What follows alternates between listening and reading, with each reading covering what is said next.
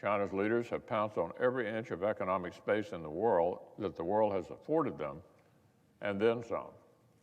They've cheated on trade, stolen foreign technology. They've executed on long-term plans to dominate key global industries. They've weaponized foreign aid to bring developing countries under their thrall. So the Chinese economy has leapt forward. The Chinese people enjoy greater prosperity, which they sorely needed after decades of communist mismanagement. But all of this money and innovation have not brought the people any more freedom. They've given CCP elites better high-tech tools to oppress their own people and more leverage to undermine the international system.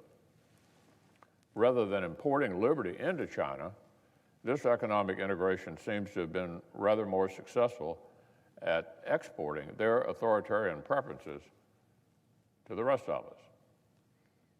Right here in the United States, we've seen Hollywood make a gross habit of self-censoring films to avoid offending the Chinese Communist Party. We've seen the NBA prioritize its profits in China and throw an employee under the bus who spoke out for Hong Kong. The same elites, institutions, and businesses that feel totally free to critique our own society, and rightly so, increasingly walk on eggshells around President Xi and his cronies. And free speech is hardly the only front where China poses an international threat. A recent major report from an interagency task force found that China's deliberate economic aggression and targeting of our industrial base is a significant national security vulnerability for the United States. And many other nations are awakening to the same reality. Back in March, a CCP-controlled newspaper threatened to cut off pharmaceutical exports to the U.S. and plunge Americans into the mighty sea of coronavirus if we did not play more nicely with Beijing. 1 month later, Chinese officials threatened a boycott of Australia because our Australian friends wanted to investigate the origins of the pandemic.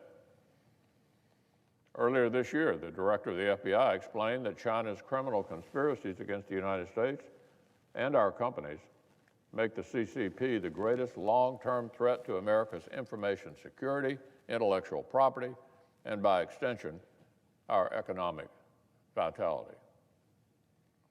And once again, our allies and partners are being victimized by the very same tactics.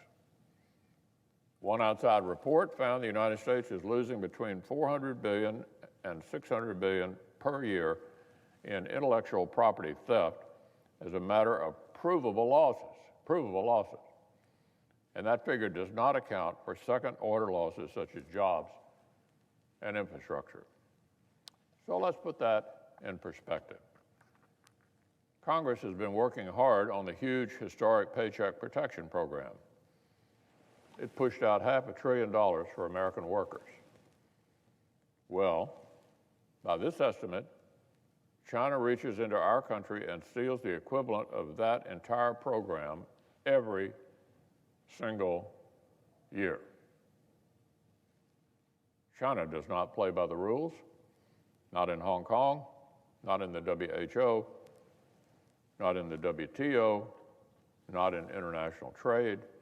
Year after year, on issue over issue, they've chosen the path of aggression.